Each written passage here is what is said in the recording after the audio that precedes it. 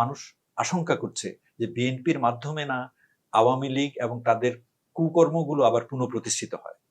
তারা যদি মানুষের খেদমত করতে চায় অন্য যে কোনো প্ল্যাটফর্মে আসতে পারে, বাট আওয়ামী লীগ যেই ট্র্যাক রেকর্ড তৈরি করে গেছে শেখ হাসিনার মাধ্যমে, তার দোসরদের মাধ্যমে, তার পরিবারের মাধ্যমে এবং অ্যাকচুয়ালি এই স্বৈরাচারের যারা ইনস্ট্রুমেন্ট তাদের মাধ্যমে, তাদেরকে তারা এই দেশে আর রাজনীতি করার কোনো অধিকার রাখে বলে এই দেশের অধিকাংশ জনগণ মনে করে না। আওয়ামী লীগ একটা দল, একটা দলের নাম, এটা রাজনীতি শুরু করেছিল, কিন্তু এখন গত 54 বছরের ইতিহাসে দেখা যাচ্ছে যখনই আওয়ামী লীগ ক্ষমতায় এসেছে তারা জনগণকে গুরুত্ব না দিয়ে তাদের নিজস্ব এক ধরনের স্বেচ্ছাচারিতাকে গুরুত্ব দিয়েছে।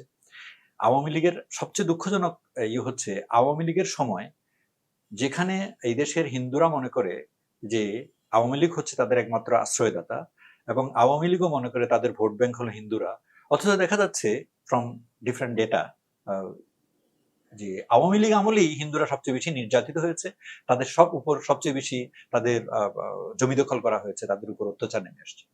সো আওয়ামী লীগ এই দেশে আসলে এই গত স্বৈরাচারের রাজনীতির মাধ্যমে অপ্রাসঙ্গিক হয়ে গেছে। আওয়ামী লীগ নামে যেমন নাজি পার্টি, নাজি পার্টি একসময় জার্মানির ত্রাণকর্তা ছিল। ইয়ং নাজিসরা ছিল ওই দেশের সিপাহি সালার সৈনিক, হিটলার ছিল সিপাহি সালার। তো তারা যুদ্ধ করেছে, জার্মানিকে স্বাধীন করেছে, জার্মানি এই ব্যাপারে গর্বিত হতে পারে, এতে কোনো সন্দেহ নাই।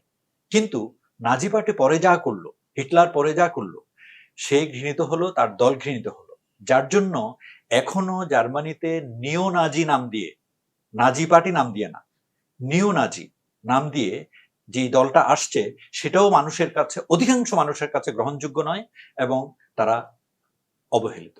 তাই আমি বলবো যে আসলেই আওয়ামী লীগ বলে যেই দলটা এক সময় শেখ মুজিবুর রহমান একদলীয় শাসন কায়েম করতে গিয়ে যেই দলটাকে বাতিল করে দিয়েছিলেন, আবার শেখ প্রেসিডেন্ট জিয়াউর রহমান যেটাকে পুনরুজ্জীবিত করার সুযোগ দিয়েছিলেন, সেই দলটাকে সেই নামে রাজনীতি করতে হবে এমন কোনো কথা নেই। তাদের যদি কোনো আদর্শ থাকে, তারা যদি মানুষের খেদমত করতে চায় অন্য যে কোনো প্ল্যাটফর্মে আসতে পারে, বাট আওয়ামী লীগ যেই ট্র্যাক রেকর্ড তৈরি করে গেছে শেখ হাসিনার মাধ্যমে, তার দোসরদের মাধ্যমে, তার পরিবারের মাধ্যমে এবং অ্যাকচুয়ালি এই স্বৈরাচারের যারা ইনস্ট্রুমেন্ট তাদের মাধ্যমে, তাদেরকে তারা এই দেশে আর রাজনীতি করার কোনো অধিকার রাখে বলে এই দেশের অধিকাংশ জনগণ মনে করে না। বাংলাদেশে যে দলগুলো আছে, আমরা এইভাবেই বলতাম আওয়ামী লীগ, বিএনপি, জামাত, জাতীয় পার্টি। সো একেবারেই এই 4টা দলকে এভাবে চিহ্নিত করা হতো, বাকিগুলো ছোট ছোট দল, এদেরকে জোট হিসেবে চিহ্নিত করতে সবাই কমফোর্ট ফিল করে। আর আওয়ামী লীগ নাই, তো আওয়ামী লীগ না থাকলে এখন পার্টিগুলোর মধ্যে তো হিসাব নিতে গেলে প্রথমে বিএনপির নাম আসে। কিন্তু ইদানিং আবার বিএনপির কিছু কাজকর্মের জন্য যা হচ্ছে, তো মানুষ আশঙ্কা করছে যে বিএনপির মাধ্যমে না আওয়ামী লীগ এবং তাদের কুকর্মগুলো আবার পুনঃপ্রতিষ্ঠিত হয়। এটা যখন মানুষ সচেতন হয়ে যাবে, তখন আমার মনে হয় বিএনপির জন্য আসলে ভোটের রাজনীতিতে টিকে থাকা মুশকিল হবে। কারণ একটা কথা আমি বলি, সেটা হলো এদেশের মানুষ বিএনপি, আওয়ামী লীগ, জামাত ইসলামী কোনো দলের কাছে দায়বদ্ধ নয়। একটা সময় ছিল বঙ্গবন্ধু একটা কলা গাছকেও যদি দাঁড় করিয়ে দেয় সেটাও নির্বাচনে জিতে আসতো, কারণ পপুলারিটি ছিল সেরকম।